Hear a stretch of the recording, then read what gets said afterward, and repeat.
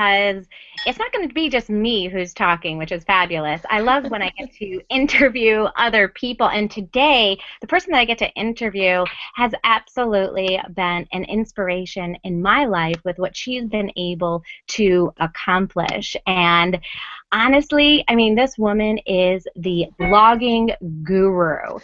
She loves to be able to blog. She's written over 42 posts in one day, and she's inspired over 5,000 people online and encourages them with their blogging and the communities that she's created. And I'm really excited to be able to interview her today. My name's Joanne Kaminsky, and I actually met our guru today, Michelle Shaeffer, because I was online trying to learn how to blog myself because I wanted to be able to use blogging as a tool to meet more people and kind of build that expertise so that people would automatically feel comfortable with me before they even started seeing if my services would be something that would fit for them. And I followed the advice that Michelle gave me, and it was amazing what happened. I became very routine in blogging because of the advice that she gave me. I continued to have people find me online because of the blog posts that I've written, and I've been inspired to write because of Michelle. And then on top of that, I also got the opportunity to work with Michelle as in a mentoring capacity where she guided me with my business goals. So she's so much more than just a blogging expert, but today we're going to be talking with her about how to grow that blog and what it's like for her in her world as well. So without further ado, I am going to introduce Michelle Shaeffer and have her share a little bit about herself. Hey, Joanne. Thanks so much for inviting me to do this interview with you. I'm excited to share with your listeners or viewers some of the same things that you and I have talked about and some of the strategies and tactics that we've both used that worked for us in our businesses. How I got started, I started out in online business when I was 18. I got married young, had a baby, found myself at home, and realized, hey, I need to do something to make a little money. And I didn't really have what you would consider great job skills. I had been a waitress and a coffee shop barista. That was about it. So one thing I did have was I knew how to build websites. And I thought, okay, I've got a computer, I've got the internet, I know how to do this. So I jumped into my own business and started out designing websites and as a virtual assistant, although back then the term virtual assistant in 2000 wasn't really used, so I was a webmaster. And over the years, my business just kind of evolved, like so many do. And I don't know, about 6 years ago or so, I realized that my clients, I was setting them up with websites, and they didn't know what to do next to get traffic or to really build a business with their websites. And so I was getting the same questions a lot of, well, how do I get traffic to my website? How do I get people to want to come check out what I'm doing? How do I build credibility with people? How do I market myself? What do I share on social media? And all of those things you can use a blog to help you with. And I started just kind of answering these same questions over and over again, and one day it dawned on me, hey, if I put this on a blog, I can send people the links instead of typing the same answer 50 zillion times. So I started putting those answers on a blog. Not the best motivation for starting a blog. I didn't really know what I was doing. Took me a long time before I started to actually blog the right way and get traffic to it and create something that was working in my business. But over the years, I kind of figured it out and got to a point where my business was growing because people would come to my blog, read what I had written, realize that I could help them solve the problems they were having, and they wanted to hire me. It makes the sales process really easy when you don't have to sell someone on your expertise because they can already see from the content that you've created that you know what you're talking about, that you're the answer to whatever that problem is. And it then morphed into me ending up showing a lot of entrepreneurs and small business owners how to do that for themselves, because that's what I started getting the questions about was, okay, you're really busy. You're never running out of clients. How do you find clients? How is your blog working for you? So there's the nutshell version kind of how I started and where I got to where I'm at. Yeah, that's awesome. That is just fantastic. And you started realizing that that credibility piece was huge for you. And that's what I found as well with Right, building my online tutoring business is building that credibility. I didn't have to sell myself anymore right. because people would be able to read my content and just Mhm. automatically know that I knew what I was talking about. So, Exactly. For those of us who don't like that sales conversation and some of the high pressure sales tactics, we don't want to have to get out there and really push. Blogging is such a great way to build that credibility, to demonstrate, hey, I did this. Here's some examples of how I can help you. What I know makes the rest of the business building a lot easier. absolutely. And I'd have to say that with my clients, very rarely am I put in a position where I have to feel like I have to sell myself. Usually, when people find me, they already want to move forward with my services. Exactly. So that's definitely a big piece of that blogging. So, with the blogging and with people who are online tutors, how would you suggest they go about getting more visibility for their blog if that's something they're interested in starting? Sure. So there's a couple of things to look at. And the first is that really the reason blogging works is not just putting your content on a blog like an online journal. It's not just writing in your online diary, so to speak, but it's getting good content out there that people are interested in. So first, it's about writing about the right things, but second, really promoting it. Because once you've got that content that you've created and put together, you need to get out there with it. Let people know it exists. Let them know that they can come find answers and help on your blog. So it's both of those pieces, and you have to be doing both. So publishing good content regularly and getting out there and promoting it really is key. The reason that blogging works so well to build your business is because it forces you to learn how to promote and market yourself online, to learn how to participate on the social networks, to put out good content because, there's websites, you've got Twitter, you've got Facebook, you've got LinkedIn, all these sites that, yeah, you could go out there and say, hey, hire me, and people are kind of going to tune you out. But if instead you're sharing valuable content from your blog that they can go and get free help to introduce them to you, it's a completely different way to get noticed, and it's a positive way to show people what you do and how you can help them. So those are the two pieces that you've got to get in place if you want to make blogging work for you, is knowing what kind of content to write and then knowing how to promote it. Yeah, that was absolutely huge because a lot of us, we think, oh, we're going to put the blog post up and people are automatically going to find it and people are just going to read it, right? And I keep telling people there are no accidents when it comes to online advertising. Absolutely none. You are seeing things No. because of all of that background stuff that you absolutely have no idea about when it Right. comes to blogging. So finding those specific places where your people hang out Mm-hmm. is huge. So if you're a math tutor, where would somebody who has a child struggling with math hang out? Find Right. that Those out. Hmm. That's really the key, is when you look at creating your content, first figure out who is your ideal client, who is it that you're looking to attract, and then what are their biggest struggles, what frustrates them, what's keeping them up at night.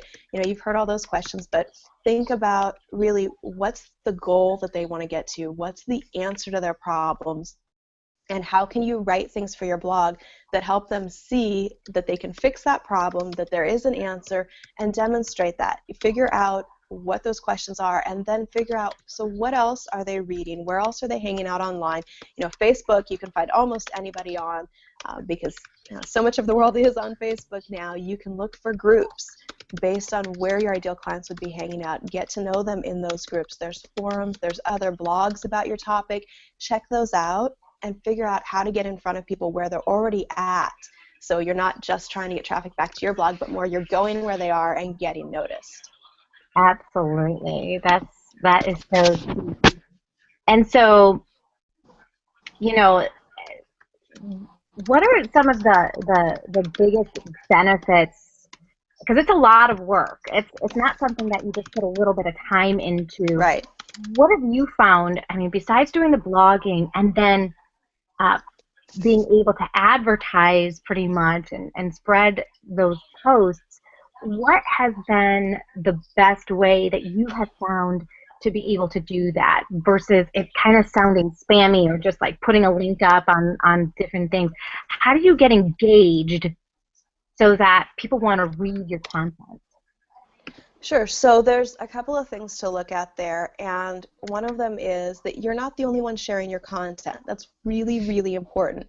I use the example a lot when I'm talking to people about getting others to share their blog. That when you've got somebody new that moves into town and you meet them somewhere and you're just having a chat, the first thing usually that you want to do is share with that person things like, okay, here's the best restaurant in town. Here's the coolest playground. Don't go to this part of town at night. Avoid this store. We like to share things that are helpful. We like to share things that are useful. And so if we're creating that kind of content on our blog, as readers find us, as long as we give them the opportunity to share, make it easy to share, and encourage that, they're going to want to tell their friends about us. And if we can get people talking about us and get them sharing with their friends the content that we create, that's the best way to get people back to our site and seeing us. Because when a friend recommends something, we're way more likely to check it out and find out, why did our friend recommend this? What was interesting to them about it? If you look at the content that you share and figure out, okay, next time you hit like or hit share on Facebook, stop and think, what was it about that got you to share it? How can you use that in your business, in the content you're creating, and figure that out, because that will make a huge difference in how people see you and the way you promote yourself if you can get others helping you with that and sharing your content for you. Yeah, absolutely. Now there are a lot of different blogging, tools that we can use out there. There's Blogger, there's WordPress, there's all these different things. If you were to suggest one of the easiest blogging formats for you, what would it be? Oh, easy and best for business really are two different questions. So I'll be honest about that piece. WordPress self-hosted is what I power my blog with. It's what I recommend for most people. The biggest thing to look for is make sure that you can use your own domain name with whatever platform you choose, and that it's easy for you to back up your content so that you have a record of it and a copy of it somewhere in case anything would happen.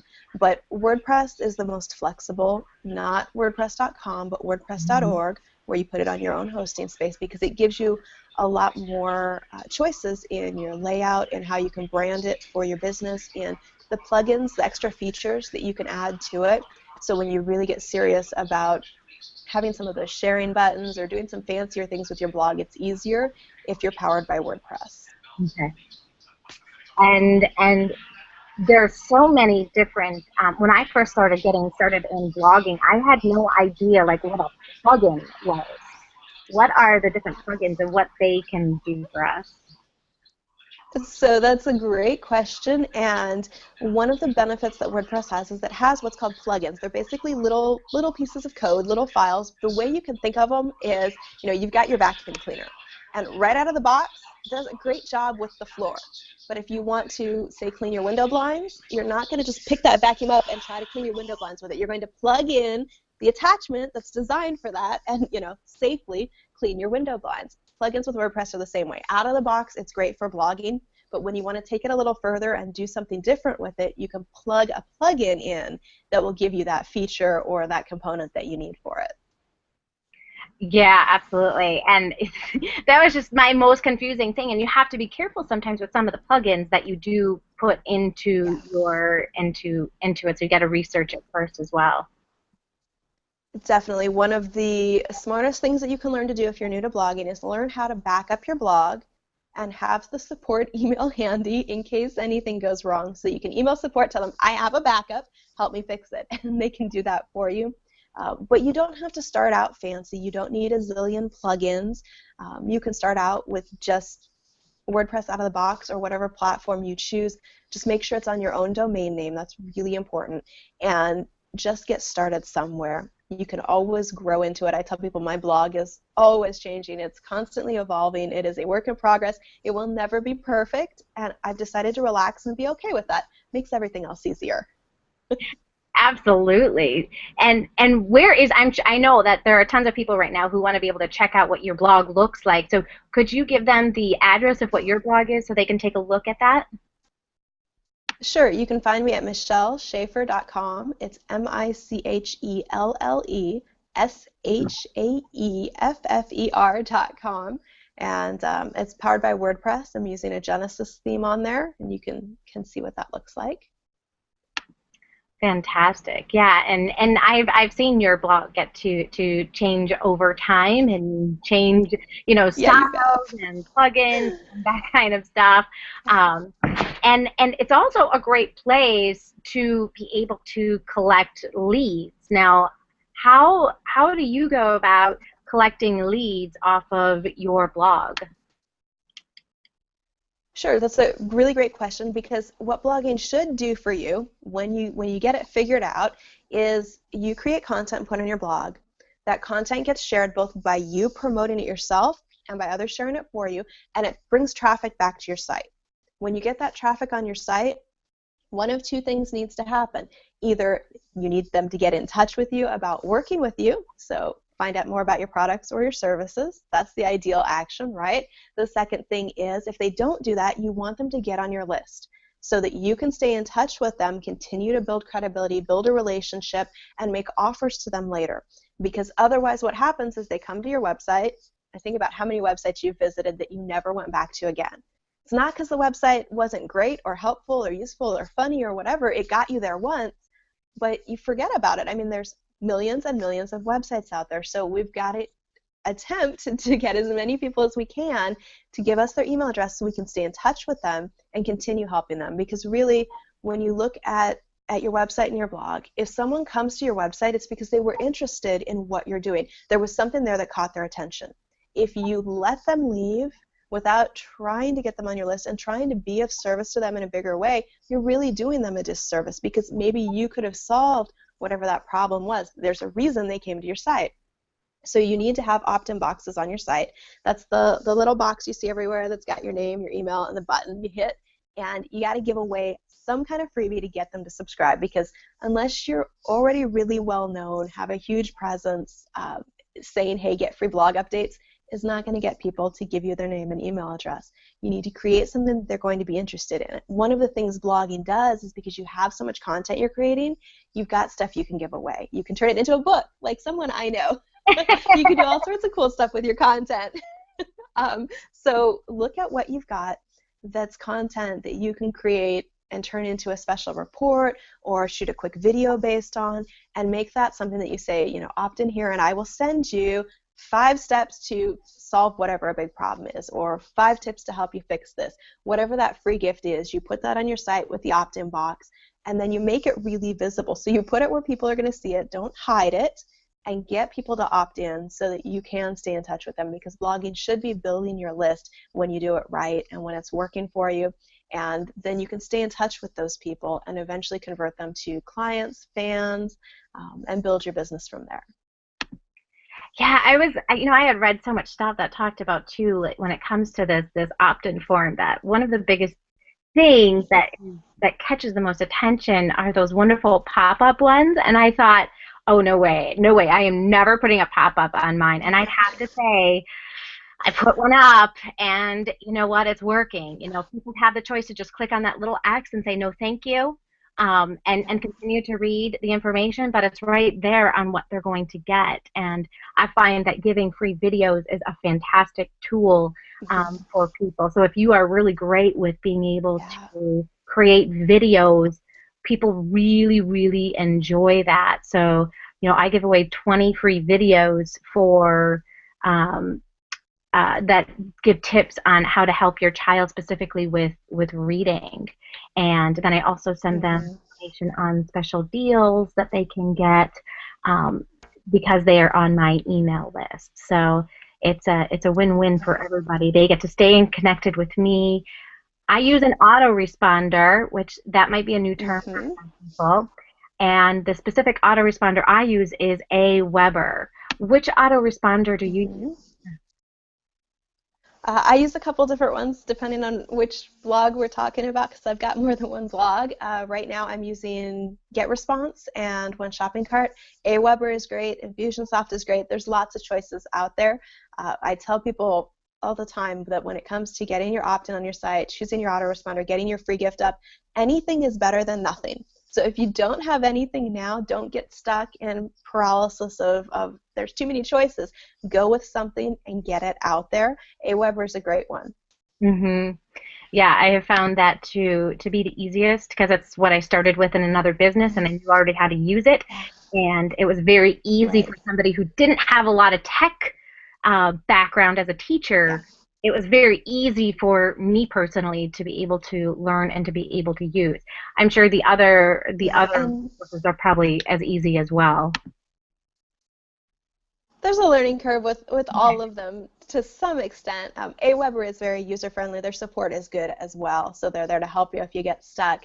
I think one thing that also people tend to get stuck around with this is what to give away.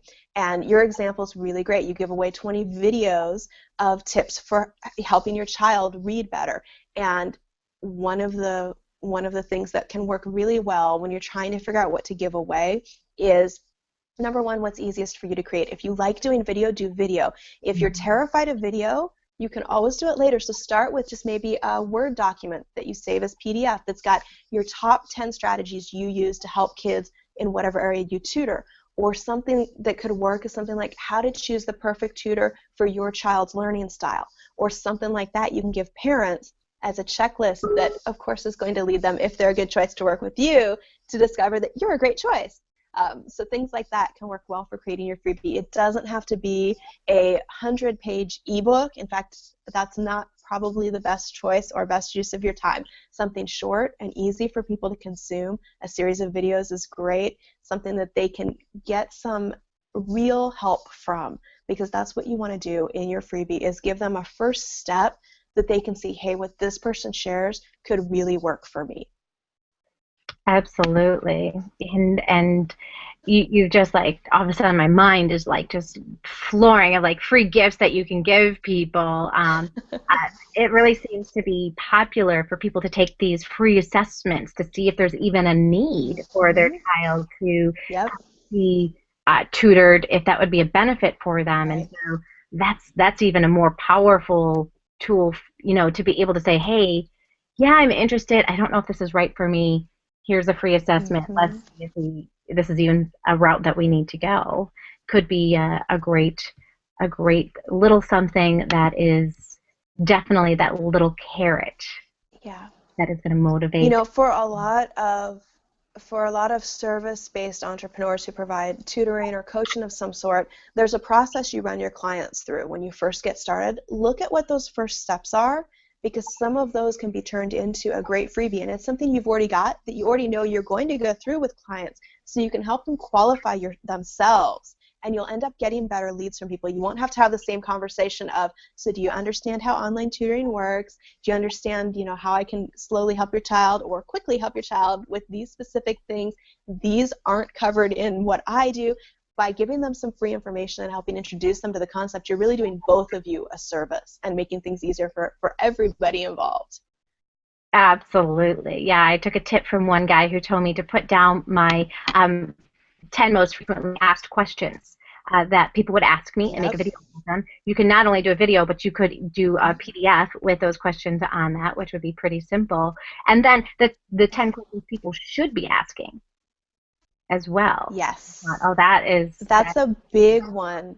That's a really important thing to look at. And those are really great topics for blog posts as well. So as an example of how all these different pieces we're talking about work together, if you sit down and brainstorm out the top 10 questions that you get from parents about tutoring their students, and then the top questions they should be asking but they don't know how to ask because they don't know what you know. So maybe one of them is about your particular style, why it works well, or maybe one of them is, how do you choose the right tutor for your child? And figure out what those questions are, and then what you do is create content based on those. But it's not just content that's going to live on your blog. So maybe you do write out the answer to one Q&A in a blog post. but then you record a video and you put that on YouTube with keywords. YouTube is the second biggest search engine in the world. Tons of traffic there. You put your video out there and people are going to find you through YouTube and come back to your website and find you that way as well. So there's so many different things you can do with that content. You turn it into a gift you give away. You use it in all these different places, and it attracts people to you because you're answering those questions. They're typing those questions into search engines. They're asking friends or teachers, and if you have the answers, they can find you that way. Absolutely. And YouTube is a form of blogging. It's just done with people Video speaking blogging versus a definitely. typing and writing and reading blog. Yeah. Yeah, and if you love video and the idea of writing content is like making your brain want to explode, you can absolutely do a video blog. It can work very well. I would recommend putting a little bit of text, a paragraph or two on the page explaining what you talk about in the video, but you can embed the video from YouTube right in your blog and share that. And video is a great way to connect with people because they can see you. There's a different level of being able to get to know you there that's really useful. Yeah, and you know what? You send out so much useful information on different kinds of blog content constantly to be putting out there. You know, that video piece is one piece. There's also so many other types of video that people, not video, different types of Mm-hmm. blog posts that they can be writing. Yeah. What are some different blog formats that you like to use in your own blog posts? Okay, so that's a really great question. How do you format your blog posts? And it really depends on your readers. One thing that can be helpful, especially if you're new, is go to alltop.com, go to your subject area, or go to Google Blog Search, look for the popular blogs that write about things similar to you, and go look at what's popular. In their sidebar, they'll usually have most popular posts. Go look at those and see what do they have in common, because you may find that for your audience, list posts work really well, where you say, here's the top 5 mistakes to avoid, or here's the top 5 simple ways to do XYZ. Or you might find that tutorials work really well, where you walk people step by step through a process. It really depends on your audience and who you're talking to. So I recommend doing a little bit of research to see what seems to be popular with your audience. With mine, it's a lot of list posts. That top 10 type stuff really gets people's attention. Tutorials work really well for me, where I share in depth, here's a problem, here's how to solve it step by step. And you know, I used to get a lot of emails from people and they would say, why would you give away that information? Why would you tell them how to do what you do? And it's funny because you've got to realize that of your readers, there's a portion who are just looking for information. They're not ready to buy, they're not interested, they're not going to buy yet. They want to try to do it themselves. And if you give them enough to get started, they'll try to do it themselves. Some of them will succeed, some of them won't, and they'll come back to you and say, okay, I tried this, I couldn't quite get it to work, help me out here. And then you've also got a portion of your readers who really want help. They want somebody else to do this for them. They realize it's not the best use of their time, or they can't do it, and they just want to know that you really know how to do it. So when you share that detailed information, they're going to be able to look at it and go, okay, this person's my answer, hit the contact button, find out how to work with you. So don't be afraid of giving too much away in that sense. You really can't. It's going to get the right people to see your credibility with it. But back to the question you asked me. Okay, so list posts and tutorials work really well for me. The other thing that works well for me is personal stories. And that's somewhat to do with my audience, but it can work really well if you are dealing with parents who are struggling with children who aren't where they want them to be academically, because if you can share stories of either your own struggles or students that you have permission to share their stories of, this is what was going on, here's what we did, and here's the result, people really connect with stories. It shows them that there's a real person, there's a real solution, and here's how that can happen, and gives them that imagination piece of, okay, if that person can do it, I can see myself getting the results. So a lot of what I share on my blog is personal stories, and you know, here's what I was dealing with, here's where I got stuck, here's how I worked through it, because I know that's one thing that my readers connect with. Absolutely, because we can all learn from your mistakes for sure. We can learn from our mistakes. Yes, you know, it's funny when I do interviews on blog and people are like, so did your blog take off right away? I'm like, no, 2-3 years of of this much traffic. And then I started to figure it out and it went up. But yeah, the mistakes that we make are something that give other people hope when we can say, hey, you know what, I started this and it totally didn't work. I totally screwed up, but I figured it out and here's where I'm at now. And if you can, maybe you don't have those stories for yourself, but if you have them with clients of, this child's parents came to me, they had tried this and this and this and none of it had worked. So we looked at what hadn't worked and we decided to try this approach and here's the result we got. That's going to give people hope of, okay, it's not my child's fault that they're failing in this. We just haven't found the right solution yet. So figuring out those ways to help people see the potential is really powerful, and you can do that in blogging. Absolutely. And again, builds that credibility and that trust factor, because nobody just wants to have their child. When it comes to working online, we have a very big job to do when it comes to building trust, because we are putting their most valued thing in their entire life on screen with somebody they don't know yet. And so it is our job to put out as much content we can about ourselves and not be afraid. I find that so many people are afraid to put content online because what if they make that mistake? Or what if people are going to judge them for the content they put on there? But the more information you give, the more opportunity you give yourself for finding, for giving people the opportunity to find you. And one of the toughest things I find is that that keyword box and what keywords to put in my blog. Could you explain the difference between keywords and tags for our listeners? Okay, so depending on how your blog is set up, you may have some different boxes you can fill in to help search engines know what your web page, what your blog posts are about, and help people find you through that. And the thing you have to realize when you're looking at all of that is search engines want to deliver relevant results. When somebody searches for any phrase, the search engine wants to give them results that make sense. It doesn't want you to look at the results and go, what the heck? And go over to Bing if you were at Google, or go over to Yahoo. They want to give you good results. So the way they do that is by looking at your page and trying to figure out, okay, what is this page talking about? What is this blog post talking about? And so one of the ways that you can help search engines to understand what your page is about is by using a description, keywords, tags, categories, all of those different pieces in your blog post. And when you're in WordPress specifically, you'll see you've got a title box and you've got a box for your content. You've got a place to put in some keywords and a description, and then usually over on the right, you've got a place to put in some tags and to put in categories. Categories are like your big buckets. So the main 4 or 5 or 6 things that you talk about, you would make a category. And that's just a way of sorting your posts so that they're easy to find. Then you've got tags. Those are like the keywords, the smaller buckets that you might use to categorize even further what those blog posts were about. Keywords are similar to tags, but tags may show up on your blog where people can see them. Keywords don't. They're kind of hidden in your page code. Search engines see them. Somebody really techie who wants to look at your website code might see them, but otherwise they don't show up on your page itself. But the way to figure out what to use for your keywords is to really try to think like your readers. So what would your readers type into a search engine to find you? And the easiest way to figure out what they would type in is to start listening when they talk to you. What are those questions they ask? How do they phrase it? What do they call you? Do they say an online tutor? What phrasing do they use?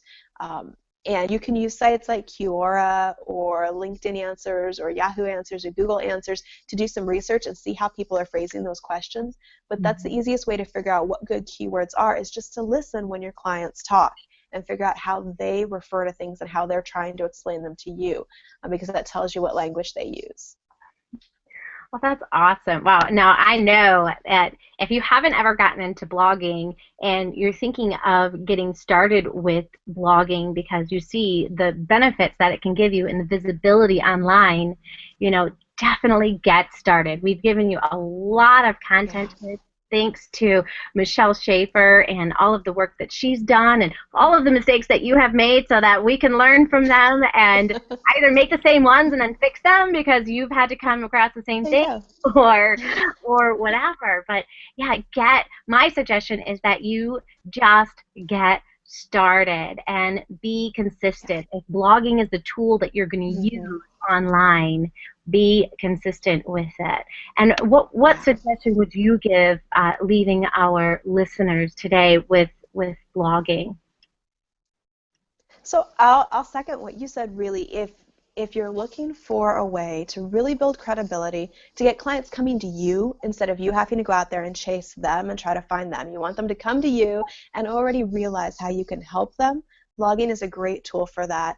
And it really is just about getting started. It doesn't have to be perfect. Don't worry about trying to get it right every single thing you post from the very beginning. I promise you at some point a typo will slip through and it won't be the end of the world. But just get started with it. Give it a shot. Know that you can adjust as you go. And it really is a great way to get out there, to share what you know, and to really help more people than you ever could working one-on-one as well. So that's another great reason to get out there and get blogging. Yeah, absolutely. As online tutors, we are out there to be of service. We want to help as many kids as we possibly can. So the more that we can do to make ourselves visible, the more we're able to do that. And sometimes people might find answers just through that blog, and they don't need to move forward our services. Mhm. That's fantastic. That's a gift that people can get that from us. So fantastic. I want to thank you so much for your time, Michelle. I know it's really early Yeah. because you live in Alaska, so it's really early for you right now compared to here in Wisconsin. But thank you so much for sharing all of your awesome content. Can you give our listeners your blog again so that they can definitely take a look at that if they're looking on how to set up an awesome blog? Sure. My main website is michelleschaeffer.com. Sorry, that was my cat. And also, if you're looking to just get your blog started and you're not really sure where to start, you heard us talking about plugins and WordPress and it was kind of overwhelming. If you go to launchyourblog.com, there's a free course there. It's 30 days, excuse me, one action a day to take, that at the end of 30 days, you'll have this blogging thing figured out. So it's really the A to Z nuts and bolts how to get started with it. You can find that at launchyourblog.com. It's free. Yeah, that's fantastic. Because I find that when we have those step by step, that's sometimes just what we need. So I appreciate your time today, and I hope that you have a wonderful rest of your day, Michelle. Thank you, you too. I appreciate you having me on the show with you here and your listeners for tuning in today. Well, thank you. Bye.